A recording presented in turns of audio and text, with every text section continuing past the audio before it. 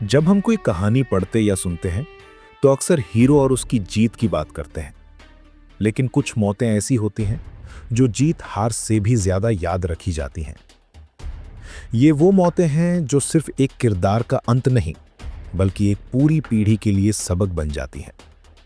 ये वो मौतें हैं जो हमें सोचने पर मजबूर कर देती हैं कि आखिर ऐसा क्या हुआ। हिंदू कथाओं के विशाल सागर में कुछ मौतें ऐसी ही हैं। एक 16 साल का लड़का जो चक्रव्यूह में अकेला फंस गया, एक महान दानी जिसे असहाय होकर मरना पड़ा, एक बेटी जिसे अपने ही घर में आत्मदाह करना पड़ा, और एक राजा जिसे एक छोटी सी गलती की सजा मौत के रूप में मिली। इस श्रृंखला में हम कोई लिस्ट या रैंकिंग नहीं बना रहे हैं। हम उन कहानियों की गहराई में उतरेंगे जहां बेबसी हो, जहां नियम तोड़े गए हों, जहां छल हुआ हो या जहां एक छोटी सी गलती की कीमत जान देकर चुकानी पड़ी हो। ये सिर्फ मौत की कहानियां नहीं हैं, ये उन वजहों की कहानियां हैं जिन्होंने इन मौतों को हमेशा के लिए अमर बना दिया। तो चलिए इस सफर की शुरुआत करते हैं और उतरते हैं उन कहानियों की गहराइयों में जिन्होंने धर्म, न्याय और इंसानियत पर सबसे बड़े सवाल खड़े किए। ये कहानी है एक पिता और बेटी के रिश्ते की, अहंकार और आत्मसम्मान के टकराव की, और एक ऐसी मौत की जिसने पूरे ब्रह्मांड को हिलाकर रख दिया था। कहानी के केंद्र में है 3 किरदार। प्रजापति दक्ष, एक बहुत बड़े और प्रतिष्ठित राजा जो अपनी परंपराओं और सामाजिक रुतबे को सबसे ऊपर मानते थे। सती, दक्ष की बेटी जो भगवान शिव से प्रेम करती थी और उनसे विवाह किया था। भगवान शिव, तपस्वी, वैरागी, जिन्हें सामाजिक दिखावे से कोई मतलब नहीं था। दक्ष को शिव कभी पसंद नहीं आए। कहां वो एक राजा और कहां शिव, एक जटाधारी, शमशान में रहने वाले तपस्वी। इसीलिए जब दक्ष ने एक बहुत ग्रैंड यज्ञ का आयोजन किया तो उन्होंने जानबूझकर अपनी ही बेटी सती और दामाद शिव को निमंत्रण नहीं भेजा। जब सती को इस यज्ञ के बारे में पता चला तो उनका मन पिता के घर जाने को बेचैन हो गया। शिव ने उन्हें समझाया, जहां सम्मान न हो वहां जाना उचित नहीं। लेकिन सती को लगा कि एक बेटी को अपने पिता के घर जाने के लिए निमंत्रण की क्या जरूरत। वो पिता के प्रेम की आस में वहां चली गईं। लेकिन फिर आखिर ऐसा क्या हुआ कि एक बेटी को अपने ही पिता के घर में अपने प्राण त्यागने पड़े। जैसे ही सती यज्ञ में पहुंची, उनके पिता दक्ष ने उनका स्वागत करने की बजाय शिव का अपमान करना शुरू कर दिया। भरी सभा में सभी देवताओं और ऋषियों के सामने उन्होंने शिव के लिए बहुत बुरे शब्द कहे। सती के लिए यह सिर्फ उनके पति का अपमान नहीं था, ये उनके अपने प्रेम, अपनी आस्था और अपने आत्मसम्मान पर सीधा हमला था। वो इस अपमान को सह नहीं पाईं और उसी यज्ञशाला के बीच में उन्होंने एक कठोर निर्णय लिया। पुराण कहते हैं कि उन्होंने योगाग्नि से अपने शरीर का त्याग कर दिया। ये किसी बाहरी आग में कूदना नहीं था, बल्कि तप की शक्ति से अपने ही शरीर में अग्नि पैदा करके उसे त्याग देना था। जब शिव को यह खबर मिली तो उनका शोक और क्रोध विनाशकारी बन गया। उनके क्रोध से वीरभद्र प्रकट हुए, जिसने दक्ष के यज्ञ को पूरी तरह से तहस नहस कर दिया और दक्ष को दंडित किया। शिव सती के निर्जीव शरीर को लेकर पूरे ब्रह्मांड में दुख में भटकने लगे, जिससे सृष्टि का संतुलन बिगड़ने लगा। तब भगवान विष्णु ने सुदर्शन चक्र से सती के शरीर के अंग विच्छेदित किए। माना जाता है कि जहां जहां सती के शरीर के अंग गिरे वहां वहां शक्तिपीठ बन गए। साल था महाभारत के युद्ध का। दिन था 13वां। एक तरफ थी पांडवों की सेना और दूसरी तरफ कौरवों ने एक ऐसी रणनीति बनाई थी जिसे तोड़ना लगभग नामुमकिन था। चक्रव्यूह। गुरु द्रोण ने इसे युधिष्ठिर को बंदी बनाने के लिए रचा था। पांडवों की तरफ से इस व्यूह को भेदने की कला सिर्फ एक ही इंसान पूरी तरह जानता था, अर्जुन। और कौरवों ने एक चाल चलकर अर्जुन को युद्ध के मैदान से बहुत दूर किसी और मोर्चे पर उलझा दिया था। अब पांडवों के सामने संकट था। अगर चक्रव्यूह नहीं तोड़ा गया तो युधिष्ठिर पकड़े जाएंगे और युद्ध उसी दिन खत्म हो जाएगा। उसी समय एक 16 साल का लड़का आगे आता है, अर्जुन का बेटा अभिमन्यु। अभिमन्यु को चक्रव्यूह के अंदर घुसना तो आता था, लेकिन उससे बाहर निकलना नहीं। ये ज्ञान उसे तब मिला था जब वो अपनी मां सुभद्रा के गर्भ में था और अर्जुन उन्हें ये कला सुना रहे थे। लेकिन कहानी के अंत तक सुभद्रा सो गई और अभिमन्यु का ज्ञान अधूरा रह गया। फिर भी उस संकट की घड़ी में उस युवा योद्धा ने जिम्मेदारी उठाई। योजना बनी कि अभिमन्यु व्यूह का दरवाजा तोड़ेगा और बाकी पांडव योद्धा भीम, युधिष्ठिर, नकुल, सहदेव उसके पीछे पीछे अंदर आ जाएंगे। अभिमन्यु ने अपनी पूरी ताकत से चक्रव्यूह का पहला द्वार तोड़ दिया और वो तूफान की तरह अंदर घुस गया। जैसे ही अभिमन्यु अंदर गया, कौरवों के एक योद्धा जयद्रथ ने व्यूह का दरवाजा बंद कर दिया। उसे शिव से वरदान मिला था कि वो एक दिन के लिए अर्जुन को छोड़कर बाकी सभी पांडवों को रोक सकता है। नतीजा ये हुआ कि अभिमन्यु अंदर अकेला फंस गया और बाकी पांडव बाहर असहाय होकर रह गए। अंदर एक अकेला 16 साल का लड़का कौरवों के 7 सबसे बड़े महारथियों द्रोण, कर्ण, दुर्योधन, अश्वत्थामा से घिर गया। लेकिन अभिमन्यु ने हार नहीं मानी। उसने अकेले ही ऐसा कोहराम मचाया कि कौरवों की सेना कांप उठी। उसका धनुष टूटा तो उसने तलवार उठा ली, तलवार टूटी तो उसने गदा उठा ली, और जब सारे हथियार खत्म हो गए तो उसने अपने रथ का टूटा हुआ पहिया उठाकर उसे ही अपना हथियार बना लिया। वो लड़ता रहा तब तक जब तक वो पूरी तरह थक कर निहत्था नहीं हो गया। और यहीं पर धर्म और युद्ध के सारे नियम तोड़े गए। जब वो युवा योद्धा बिना किसी हथियार के जमीन पर खड़ा था, तब उन 7 महारथियों ने मिलकर एक साथ उस पर हमला कर दिया।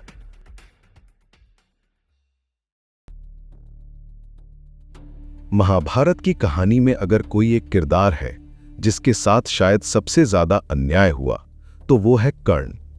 वो जन्म से एक राजकुमार था, कुंती और सूर्यदेव का पुत्र, लेकिन लोकलाज के डर से कुंती ने उसे जन्म देते ही नदी में बहा दिया। उसे पाला एक सारथी ने, इसलिए दुनिया ने उसे हमेशा सूत पुत्र कहकर ताने दिए और उसकी प्रतिभा का अपमान किया।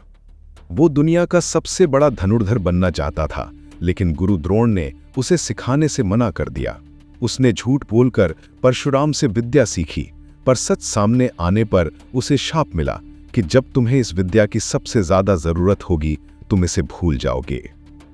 वो दुनिया का सबसे बड़ा दानी था, इतना बड़ा कि जब देवराज इंद्र खुद ब्राह्मण का भेष बदलकर उससे उसके जन्मजात कवच और कुंडल मांगने आए जो उसकी जान की रक्षा करते थे, तो कर्ण ने एक पल भी सोचे बिना अपने शरीर से उन्हें काटकर दान कर दिया। बस एक ही इंसान था जिसने उसे सम्मान दिया, दुर्योधन। और इसी दोस्ती का कर्ज चुकाने के लिए कर्ण, जानते हुए भी कि वो अधर्म के साथ है, महाभारत के युद्ध में कौरवों की तरफ से लड़ा। युद्ध का 17वां दिन था। मैदान में आमने सामने थे 2 सबसे बड़े दुश्मन, कर्ण और अर्जुन। एक महासंग्राम छिड़ा हुआ था, बाणों की वर्षा हो रही थी। कर्ण के बाण अर्जुन के रथ को हिला रहे थे और अर्जुन के बाण कर्ण को। युद्ध अपने चरम पर था और तभी कर्ण को मिला एक और शाप फलीभूत हुआ। उसके रथ का पहिया अचानक जमीन में धंस गया। वो असहाय हो गया। उसने नीचे उतरकर पहिया निकालने की कोशिश की, पर वो निकल नहीं रहा था। तभी उसे अपना दूसरा शाप याद आया। निर्णायक क्षण पर वो अपनी दिव्यास्त्र विद्या भूलने लगा। निहत्या और असहाय उसने अर्जुन से पुकारा, रुको अर्जुन, युद्ध का नियम है कि रथहीन और शस्त्रहीन योद्धा पर वार नहीं किया जाता। मुझे अपना पहिया निकालने दो। उस निर्णायक पल में अर्जुन के सारथी श्री कृष्ण ने उन्हें याद दिलाया, कर्ण, तुम नियमों की बात कर रहे हो। कहाँ थे तुम्हारे नियम जब भरी सभा में द्रौपदी का अपमान हो रहा था? कहाँ थे तुम्हारे नियम जब तुम सब ने मिलकर अकेले अभिमन्यु को घेर कर मारा था? आज धर्म की रक्षा के लिए ये कठोर निर्णय लेना ही होगा। कृष्ण के शब्द सुनकर अर्जुन ने अपना गांडीव उठाया और उस असहाय जमीन पर खड़े कर्ण पर बाण चला दिया। महाभारत का युद्ध खत्म हो चुका था। 18 दिन के भयानक नरसंहार के बाद पांडवों की जीत हुई थी। कौरव सेना लगभग खत्म हो चुकी थी। दुर्योधन अपनी आखिरी सांसें गिन रहा था। हर तरफ शांति की एक धुंधली सी उम्मीद थी, लेकिन युद्ध की आग अभी पूरी तरह बुझी नहीं थी। कौरवों की तरफ से सिर्फ 3 योद्धा बचे थे, अश्वत्थामा, कृपाचार्य और कृतवर्मा। अश्वत्थामा के दिल में बदले की आग धधक रही थी। उसके पिता गुरु द्रोण छल से मारे गए थे। उसके दोस्त और राजा दुर्योधन मृत्युशैया पर थे उसका सब कुछ लुट चुका था। उस रात क्रोध और दुख में पागल होकर अश्वत्थामा ने एक ऐसा फैसला किया जिसने युद्ध के सारे नियमों और इंसानियत की हर सीमा को तोड़ दिया। उसने पांडवों से उनका सब कुछ छीन लेने की कसम खाई। उसने रात के अंधेरे में पांडवों के शिविर पर हमला करने की योजना बनाई। रात गहरी थी, शिविर में शांति थी। पांडव सेना जीत के बाद थकी हारी सो रही थी। अश्वत्थामा चुपके से शिविर में घुस गया। उसने सबसे पहले शिविर के रक्षकों को मारा और फिर वो उस तंबू में पहुंचा जहां पांडवों के 5 बेटे उप पांडव सो रहे थे। वे द्रौपदी के बेटे थे, पांडवों के वंश की अगली पीढ़ी। वे निर्दोष थे, युवा थे और उस समय गहरी नींद में थे। अश्वत्थामा ने उन सोते हुए निहत्थे युवकों पर हमला कर दिया। उन्होंने बिना किसी प्रतिरोध के नींद में ही दम तोड़ दिया। ये कोई युद्ध नहीं था, ये एक नृशंस हत्या थी। अश्वत्थामा ने न केवल उप पांडवों को बल्कि शिविर में सो रहे कई और योद्धाओं को भी बेरहमी से मार डाला। सुबह जब पांडव अपने शिविर में लौटे तो वहां लाशों का ढेर और मातम के सिवा कुछ नहीं था। जब द्रौपदी ने अपने 5 बेटों के शव देखे तो उसका विलाप सुनकर आसमान भी रो पड़ा। उसने न्याय की मांग की। ये कहानी उस समय की है जब राम, सीता और लक्ष्मण वनवास में थे। एक दिन लंका का राजा रावण साधु का भेष बनाकर उनकी कुटिया पर आया। उसने एक चाल चलकर राम और लक्ष्मण को कुटिया से दूर भेज दिया और अकेली सीता का हरण कर लिया। रावण सीता को जबरदस्ती अपने पुष्पक विमान में बिठाकर आकाश मार्ग से लंका की ओर ले जा रहा था। सीता असहाय थीं, मदद के लिए पुकार रही थीं, लेकिन घने जंगल में उनकी आवाज सुनने वाला कोई नहीं था। या शायद था पेड़ पर बैठे एक बूढ़े गिद्ध जटायु ने सीता की पुकार सुनी। जटायु कोई साधारण पक्षी नहीं थे, वो राजा दशरथ के पुराने मित्र थे और उन्होंने राम को वचन दिया था कि वो वन में उनकी रक्षा करेंगे। जैसे ही जटायु ने देखा कि रावण एक स्त्री को जबरदस्ती ले जा रहा है, उनका खून खौल उठा। वो जानते थे कि रावण बहुत शक्तिशाली है और वो खुद बूढ़े और कमजोर हो चुके हैं, लेकिन उन्होंने एक पल भी नहीं सोचा। वो अपनी पूरी ताकत से उड़कर रावण के सामने आ गए और उसका रास्ता रोक लिया। उन्होंने रावण को ललकारते हुए कहा, रुक जा रावण, तू अधर्म कर रहा है। पराई स्त्री का हरण करना पाप है। मैं राजा दशरथ का मित्र हूं और ये मेरे मित्र के पुत्र की पत्नी है, इसे छोड़ दे। रावण हंसा। उसे लगा कि एक बूढ़ा पक्षी उसका क्या बिगाड़ लेगा। उसने जटायु को रास्ते से हटने को कहा, लेकिन जटायु अपनी जगह पर अड़े रहे। और फिर आकाश में एक ऐसा युद्ध शुरू हुआ जिसे देवताओं ने भी देखा। एक तरफ था अहंकारी रावण अपनी पूरी शक्ति के साथ और दूसरी तरफ एक बूढ़ा पक्षी अपने धर्म और वचन के साथ। जटायु ने अपनी चोंच और पंजों से रावण पर हमला कर दिया। उन्होंने रावण के रथ को तोड़ दिया, उसके घोड़ों को मार गिराया और रावण को भी घायल कर दिया। एक पल के लिए ऐसा लगा कि वो बूढ़ा पक्षी उस महाशक्तिशाली राक्षस राजा पर भारी पड़ रहा है। क्रोध में पागल होकर रावण ने अपनी तलवार चंद्रहास निकाली और जटायु के दोनों पंख काट दिए। पंख कटते ही जटायु लहूलुहान होकर जमीन पर आ गिरे। वो तड़प रहे थे, लेकिन उन्होंने हार नहीं मानी थी। वो बस अपनी अंतिम सांस तक राम के आने का इंतजार कर रहे थे, ताकि वो उन्हें बता सकें कि सीता को कौन और किस दिशा में ले गया है। जब राम और लक्ष्मण सीता को खोजते हुए वहां पहुंचे तो उन्होंने जटायु को मरणासन अवस्था में पाया। जटायु ने अपनी पूरी ताकत लगाकर उन्हें बताया, रावण सीता को दक्षिण दिशा में ले गया है। और इतना कहकर उन्होंने राम की गोद में ही अपने प्राण त्याग दिए। राम के दुख का कोई ठिकाना न रहा। उन्होंने उस पक्षी को अपने पिता समान सम्मान दिया और अपने हाथों से उनका अंतिम संस्कार किया। ये कहानी है अहंकार और भक्ति के सबसे बड़े टकराव की। एक तरफ था एक ऐसा राक्षस राजा जिसे लगता था कि वो अमर है, और दूसरी तरफ था उसी का बेटा जिसकी भक्ति अटूट थी। हिरण्यकशिपु एक ऐसा असुर राजा था जिसने कठोर तपस्या करके ब्रह्मा जी से एक अनोखा वरदान पाया था। वरदान था, मुझे ना कोई इंसान मार सके ना कोई जानवर, ना दिन में मरूं ना रात में, ना घर के अंदर ना घर के बाहर, ना जमीन पर ना आसमान में, और ना ही किसी अस्त्र या शस्त्र से मेरी मौत हो। इस वरदान को पाकर हिरण्यकशिपु अहंकारी हो गया। उसे लगा कि अब उसे कोई नहीं मार सकता। उसने खुद को भगवान घोषित कर दिया और अपनी प्रजा को अपनी पूजा करने का आदेश दिया। उसने भगवान विष्णु का नाम लेने पर भी पाबंदी लगा दी। लेकिन विडंबना देखिए, उसी के घर में उसका अपना बेटा प्रहलाद भगवान विष्णु का सबसे बड़ा भक्त निकला। हिरण्यकशिपु ने प्रहलाद को बहुत समझाया, डराया, धमकाया, लेकिन प्रहलाद की भक्ति कम नहीं हुई। उसने प्रहलाद को मारने की कई कोशिशें की। उसे पहाड़ से फेंकवाया, जहरीले सांपों के बीच छोड़ा, उबलते तेल में डाला, लेकिन हर बार भगवान विष्णु ने अपने भक्त को बचा लिया। एक दिन क्रोध की आग में जलते हुए हिरण्यकशिपु ने अपनी बहन होलिका को बुलाया, जिसे आग में न जलने का वरदान था। होलिका प्रहलाद को अपनी गोद में लेकर आग में बैठ गई, लेकिन हुआ इसका उल्टा। होलिका जलकर राख हो गई और प्रहलाद सुरक्षित बाहर आ गया। अपनी हर कोशिश नाकाम होने पर हिरण्यकशिपु का गुस्सा 7वें आसमान पर पहुंच गया। उसने भरी सभा में प्रहलाद से चिल्लाकर पूछा, कहां है तेरा भगवान? क्या वो इस खंबे में भी है? प्रहलाद ने शांत भाव से जवाब दिया, हां पिताजी, वो तो कण कण में है। ये सुनकर हिरण्यकशिपु ने अपनी गदा उठाई और उस खंबे पर जोर से प्रहार किया।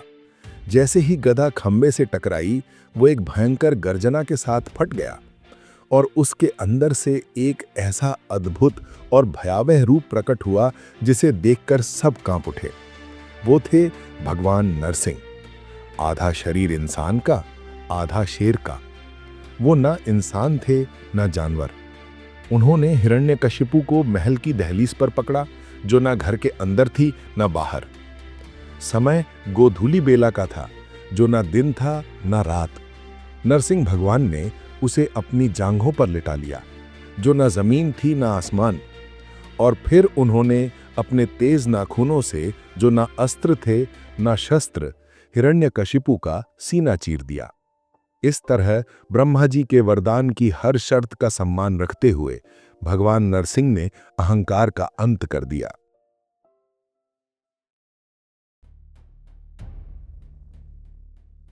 ये कहानी दोस्ती, वचन और धर्म के एक ऐसे उलझे हुए सवाल की है जिस पर आज भी बहस होती है।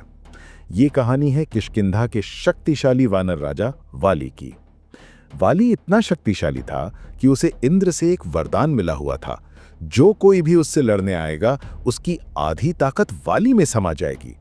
इसी वरदान के बल पर उसने रावण जैसे योद्धा को भी अपनी कांख में दबाकर घुमाया था।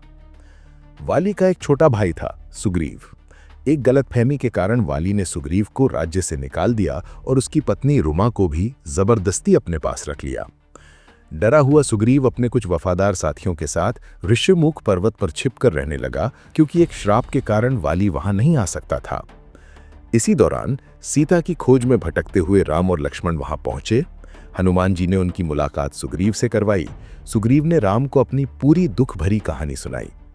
राम ने सुग्रीव की पीड़ा को समझा और उसे वचन दिया, मित्र, मैं तुम्हें तुम्हारा राज्य और सम्मान वापस दिलाऊंगा और वाली को उसके अधर्म की सजा दूंगा। बदले में तुम्हें सीता की खोज में मेरी मदद करनी होगी। योजना बनी। सुग्रीव ने जाकर वाली को युद्ध के लिए ललकारा। दोनों भाइयों में भयंकर मल्ल युद्ध शुरू हो गया। राम वचन के अनुसार पास ही पेड़ों के पीछे धनुष बाण लेकर खड़े थे, ताकि सही मौका देखकर वाली पर वार कर सकें। लेकिन पहली बार में वो चूक गए। उन्होंने सुग्रीव से कहा, तुम दोनों भाई दिखने में इतने एक जैसे हो कि मैं पहचान ही नहीं पाया कि कौन वाली है और कौन सुग्रीव। अगली बार राम ने सुग्रीव के गले में एक माला डाल दी ताकि वो उसे पहचान सके। सुग्रीव ने फिर से वाली को ललकारा और फिर से दोनों में युद्ध छिड़ गया। सुग्रीव वाली की शक्ति के सामने टिक नहीं पा रहा था। वो हारने की कगार पर था।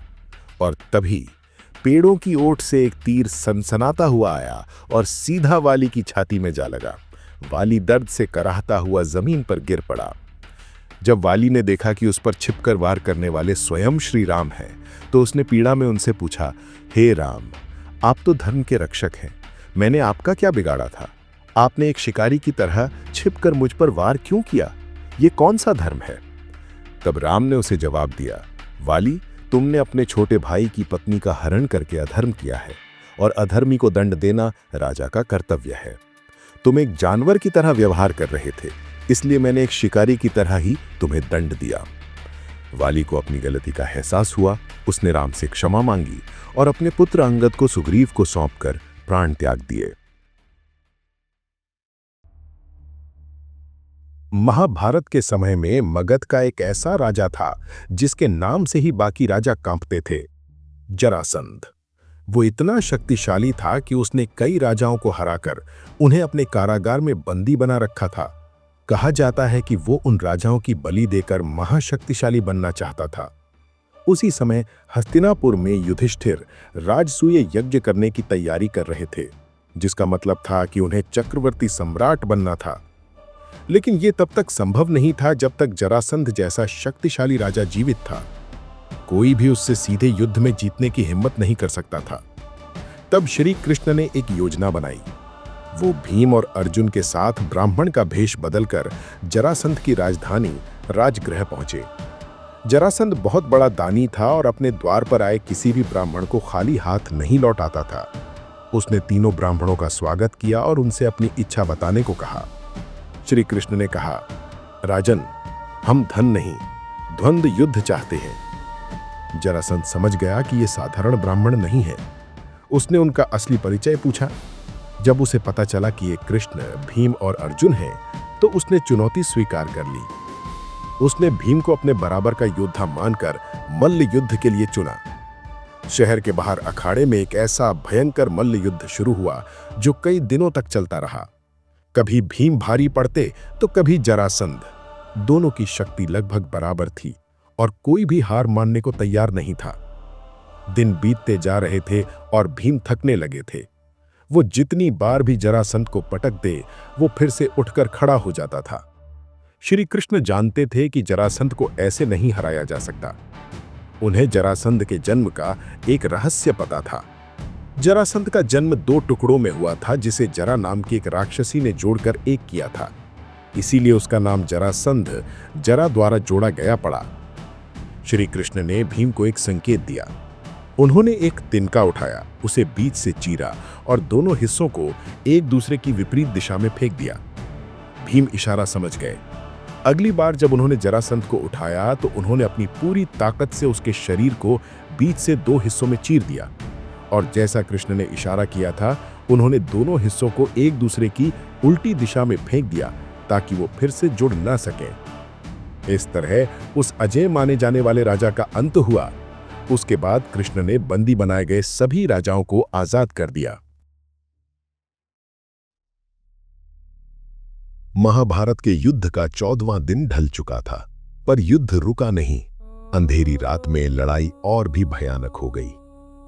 रात के अंधेरे में पांडव पक्ष का एक योद्धा ऐसा था जिसकी ताकत कई गुना बढ़ जाती थी, घटोत्कच। वो भीम और राक्षसी हिडिंबा का बेटा था। अपनी मायावी शक्तियों से उसने कौरव सेना में ऐसा हाहाकार मचाया कि सब कांप उठे। वो कभी अदृश्य हो जाता, कभी अपना आकार बढ़ा लेता और कभी आसमान से आग के गोले बरसाने लगता। कौरव सेना भागने लगी। दुर्योधन को लगा कि आज रात ही पांडव ये युद्ध जीत लेंगे। उसने अपने सबसे बड़े योद्धा कर्ण से मदद की गुहार लगाई। कर्ण के पास एक ऐसा दिव्यास्त्र था जो अचूक था, वासवी शक्ति। ये उसे इंद्र ने उसके कवच और कुंडल के बदले में दिया था और इसका इस्तेमाल वो सिर्फ एक बार ही कर सकता था। कर्ण ने इस शक्ति को अपने सबसे बड़े दुश्मन अर्जुन को मारने के लिए बचा कर रखा था। वो जानता था कि जब तक ये शक्ति उसके पास है, अर्जुन की मौत निश्चित है। लेकिन उस रात घटोत्कच का विनाश देखकर कौरवों के हौसले पस्त थे। दुर्योधन ने कर्ण से कहा, कर्ण, अगर आज घटोत्कच को नहीं रोका तो हम सब मारे जाएंगे। अर्जुन को मारने का मौका बाद में भी मिल जाएगा। अभी इस मायावी राक्षस को रोको। कर्ण एक दुविधा में पड़ गया। वो अपनी सबसे बड़ी शक्ति को अर्जुन के सिवा किसी और पर इस्तेमाल नहीं करना चाहता था। पर फिर क्या हुआ कि कर्ण को अपना फैसला बदलना पड़ा। घटोत्कच का प्रहार इतना भयानक था कि कर्ण को यह समझ आ गया कि उसे साधारण बाणों से नहीं रोका जा सकता। अपनी सेना को बचाने के लिए भारी मन से उसने उस वासवी शक्ति को घटोत्कच पर चला दिया।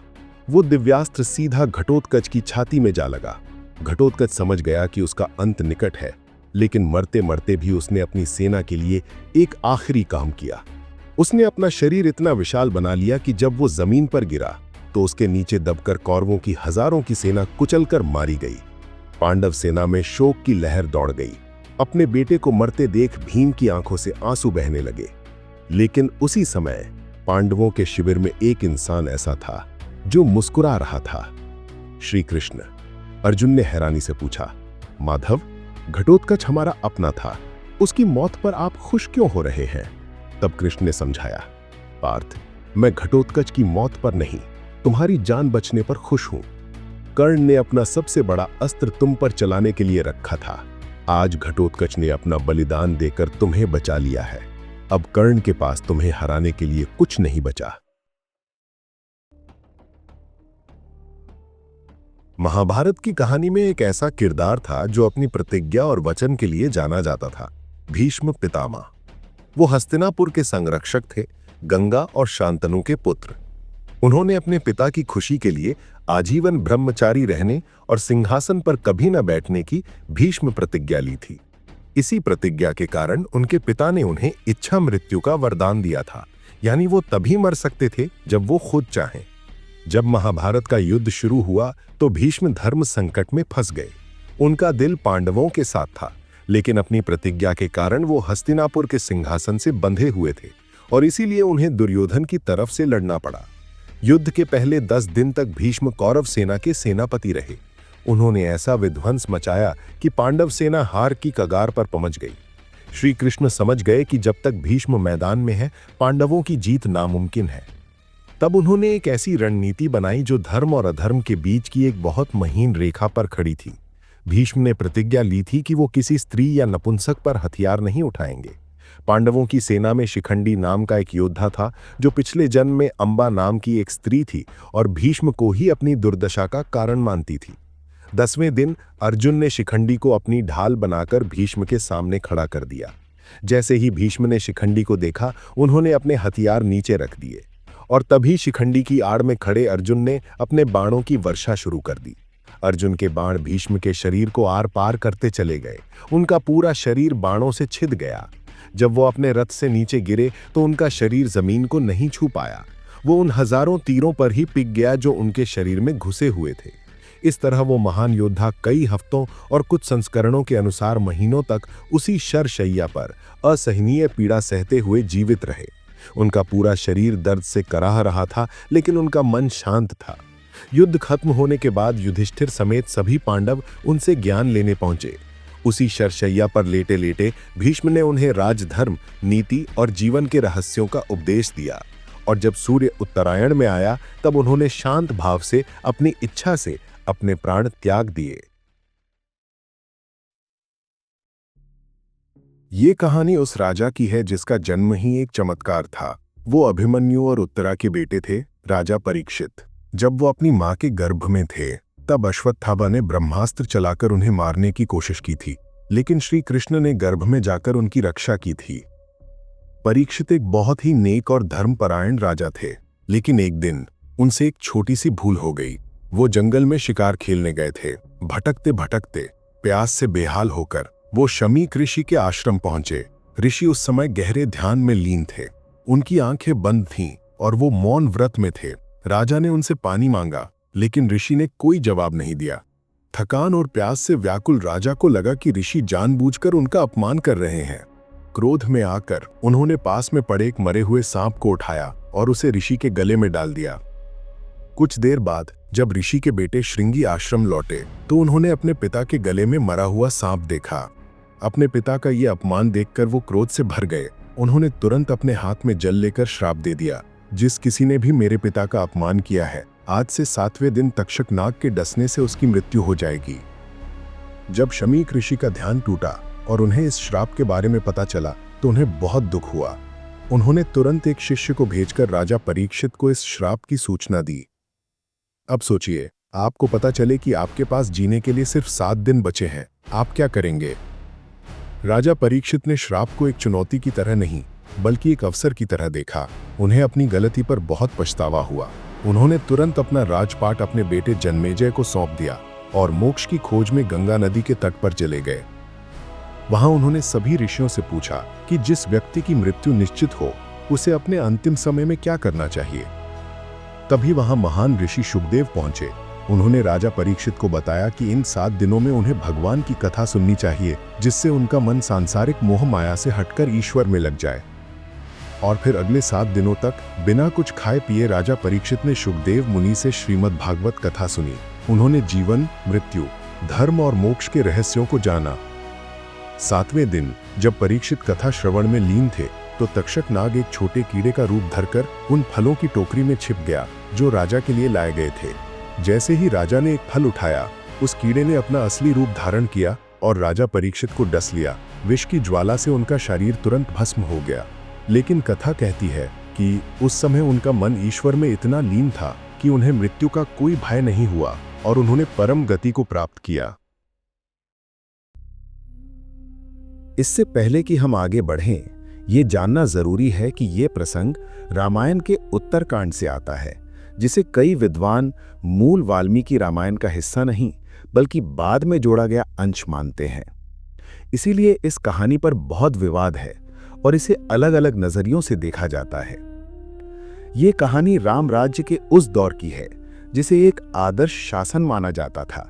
एक ऐसा राज्य जहां कोई दुखी नहीं था, कोई बीमार नहीं था और किसी की अकाल मृत्यु नहीं होती थी। लेकिन एक दिन इसी आदर्श राज्य में एक अनहोनी हो गई। एक ब्राह्मण रोता बिलखता अपने मरे हुए बेटे का शव लेकर राजसभा में आया। उसने न्याय की गुहार लगाते हुए कहा, हे राजन, आपके राज्य में मेरे बेटे की अकाल मृत्यु हो गई। जरूर राज्य में कोई अधर्म हो रहा है जिसका फल मेरे निर्दोष पुत्र को भुगतना पड़ा है। राम राज्य में अकाल मृत्यु एक बहुत बड़ी बात थी। इसे शासन की विफलता माना गया। राम ने तुरंत नारद समेत सभी ऋषियों की सभा बुलाई और इसका कारण पूछा। ऋषियों ने कहा, हे राजन, सतयुग में केवल ब्राह्मण तपस्या करते थे, त्रेता युग में क्षत्रिय भी करने लगे, लेकिन आपके राज्य में कोई शूद्र वर्ण का व्यक्ति तपस्या कर रहा है जो वर्ण धर्म के विरुद्ध है। इसी अधर्म के कारण ब्रह्मांड का संतुलन बिगड़ गया है और इस बालक की मृत्यु हुई है। राजधर्म का पालन करने के लिए राम तुरंत अपने पुष्पक विमान पर बैठकर उस अधर्मी को खोजने निकल पड़े। दक्षिण दिशा में एक सरोवर के पास उन्होंने एक व्यक्ति को घोर तपस्या करते हुए देखा। राम ने उससे पूछा, हे तपस्वी, तुम कौन हो और किस लिए ये कठोर तप कर रहे हो? उस व्यक्ति ने जवाब दिया, हे राजन, मेरा नाम शंभूक है और मैं शूद्र वर्ण का हूं। मैं इसी शरीर के साथ स्वर्ग जाना चाहता हूं, इसीलिए ये तपस्या कर रहा हूं। लेकिन फिर आखिर ऐसा क्या हुआ कि एक राजा जो अपनी करुणा के लिए जाना जाता था ने एक तपस्वी को दंड दे दिया। जैसे ही राम ने सुना कि वो शूद्र होकर तपस्या कर रहा है, उन्होंने ऋषियों के कहे अनुसार उसे ही उस बालक की मृत्यु का कारण माना और राजधर्म की रक्षा के नाम पर उन्होंने अपनी तलवार से शंभूक का वध कर दिया। कथा कहती है कि जैसे ही शंभूक की मृत्यु हुई, वो ब्राह्मण पुत्र फिर से जीवित हो गया। देवताओं ने आकाश से राम पर फूलों की वर्षा की और धर्म की स्थापना के लिए उनका धन्यवाद किया। तो ये थी हिंदू कथाओं की कुछ सबसे दर्दनाक और त्रासद मौतें। सती के आत्मदाह से लेकर भीष्म की शरशय्या तक और अभिमन्यु के अन्यायपूर्ण वध से लेकर शंभूक की विवादित मृत्यु तक। हर कहानी हमें कुछ सोचने पर मजबूर करती है। ये कहानियां सिर्फ देवी देवताओं और राक्षसों की नहीं है। ये अहंकार, अन्याय, प्रतिशोध, कर्तव्य और धर्म की कहानियां हैं। यह हमें सिखाती हैं कि कैसे एक छोटी सी गलती, एक कठोर वचन या एक अन्यायपूर्ण फैसला पूरी पीढ़ियों को प्रभावित कर सकता है। ये हमें दिखाती हैं कि सही और गलत के बीच की रेखा अक्सर कितनी धुंधली होती है। इन कहानियों का मकसद हमें डराना नहीं बल्कि जगाना है, ताकि हम इतिहास की इन त्रासदियों से सीखकर अपने आज और आने वाले कल को बेहतर बना सकें। लाइक और सब्सक्राइब जरूर करें।